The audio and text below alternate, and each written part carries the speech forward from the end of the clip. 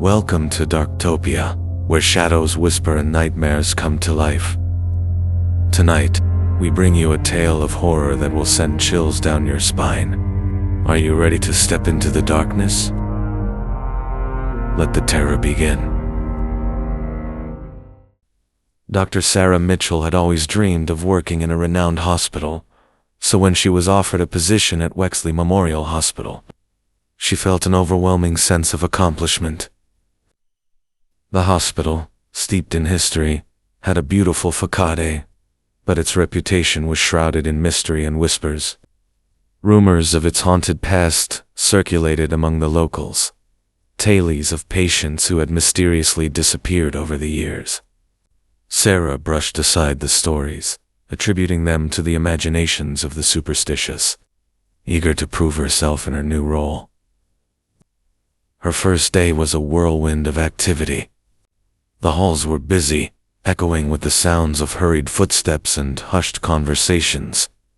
Sarah was assigned to the night shift in the geriatric ward, a section of the hospital that felt strangely quiet compared to the rest. The lighting flickered, and the air was thick with an unsettling stillness. As she settled into her duties, Sarah noticed something odd about the patients. They all seemed to share a common thread, a distant gaze, an air of confusion, as if they were lost in memories that were just out of reach. One patient, Mr. Thompson, caught her attention. He was an elderly man with deep-set eyes that spoke of sorrow and longing. When she approached him, he seemed to recognize her, his gaze sharpening with clarity. "You're new here," he said, his voice raspy but firm. "You shouldn't have come." "Why do you say that?" Sarah asked, intrigued. "I'm here to help you." He shook his head slowly, a shadow of fear crossing his features. "This place, it holds us. We never leave." She dismissed his words as the ramblings of a confused mind, but the chill they sent down her spine lingered. Over the following weeks, Sarah observed the patients more closely. They spoke of the same things, echoes of lives they had lived long ago, memories of loved ones who never visited, and an unshakable feeling of being watched. It was as if they were trapped in a never-ending cycle, waiting for something that never came. One night, while reviewing patient records, Sarah stumbled upon a file that piqued her curiosity. It belonged to a woman named Clara, who had been admitted over 50 years ago. The file stated that Clara had been treated for depression but had mysteriously vanished shortly after her admission. The more Sarah read, the more she felt a pull toward Clara's story. Determined to learn more, she began asking the other patients about Clara. To her surprise, they all reacted with a mixture of fear and recognition. "She's still here," one whispered, glancing around the room as if the walls had ears. "We all are." With each passing day, Sarah felt a growing sense of dread as she realized the hospital had a dark secret. Patients who had been reported as discharged or missing were still present in the hospital, their spirits lingering in the hallways and rooms, trapped within the confines of Wexley Memorial. The shadows around her seemed to deepen, a constant reminder of the lives that had been lost within the hospital's walls. On the night of the full moon, Sarah was drawn to the hospital's attic, a place she had been warned to avoid. Ignoring the trepidation swirling in her stomach, she climbed the creaking stairs, compelled by an unseen force. The attic was dark and cluttered, filled with dusty boxers and forgotten relics of the past. In the far corner, she found an old, ornate mirror covered in a sheet. As she approached, a cold breeze swept through the room, and she felt an overwhelming sense of despair. Pulling the sheet away, Sarah gasped at her reflection. The mirror wasn't simply reflecting her image. It was showing the patients she had come to know, their faces distorted and twisted in silent screams. Clara's face appeared, eyes wide with terror, and she reached out from the glass, pleading for help. You must free us, her voice echoed, a haunting melody that wrapped around Sarah's heart. Terrified, Sarah stepped back, her mind racing.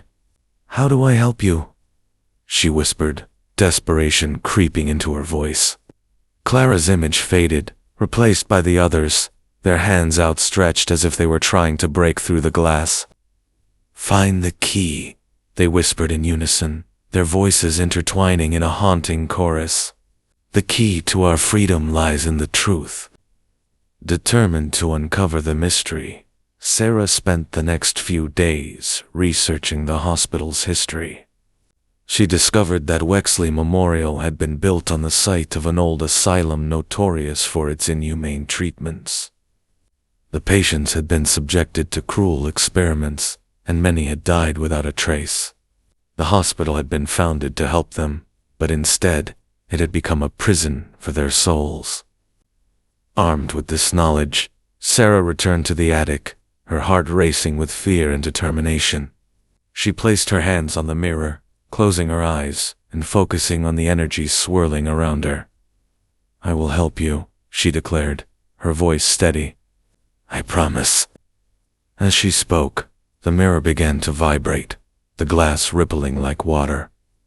The air thickened, charged with a powerful energy, and the shadows in the attic danced wildly. Suddenly, a blinding light burst from the mirror, enveloping her in its warmth. Visions flooded her mind, images of the patients, their stories intertwining like vines. She could feel their pain, their sorrow, and their yearning for release. With each vision, Sarah spoke their names, acknowledging their suffering. Clara, Mr. Thompson, Margaret, I see you. I remember you. The light grew brighter, and the whispers of the patients became a crescendo of voices, filling her with resolve. You are not forgotten. In that moment, the attic transformed into a vortex of energy, pulling Sarah into a realm beyond the veil of life and death. She stood before a gate made of shimmering light, and the faces of the patients materialized around her, their expressions shifting from fear to hope. You have the power to set us free, Clara said, her voice a gentle breeze. Sarah stepped forward, her heart pounding. I will not let your stories fade into darkness. You deserve to be remembered. With that, she placed her hands against the gate, willing it open with every ounce of strength she possessed. The gate swung wide, revealing a blinding light that poured forth like liquid sunshine. As it enveloped her, she felt the weight of the patient's anguish lifting, their souls rising like smoke into the air, free at last from the bonds of the hospital. The joy and relief in their faces were palpable, a release that filled Sarah's heart with warmth. As the last patient crossed through the gate, the light consumed her entirely, and she felt a sudden pull back into the attic. With a jolt, Sarah opened her eyes, panting, surrounded by darkness. The mirror stood before her, now simply a reflection of her own weary face. She felt an overwhelming sense of peace wash over her, knowing she had fulfilled her promise. From that day forward, Wexley Memorial Hospital became a place of healing and remembrance. The whispers of the patients transformed into stories of hope, and the shadows that once haunted its halls faded into light. Sarah continued her work, sharing the stories of the patients who had come before her, ensuring that their memories lived on, free from the shackles of a past that had tried to bind them. The hospital thrived, a beacon of compassion and care, where patients felt seen and heard. And every Halloween, as the full moon rose high in the sky, Sarah would stand in front of the mirror, whispering their names, honoring the spirits that had once walked the halls, forever grateful for the chance to set them free. You've made it through the darkness, for now. But remember, the shadows are always watching. If you enjoyed this chilling tale, don't forget to like, subscribe, and hit the notification bell so you never miss the next story that haunts the night. Until next time. Sleep, if you can.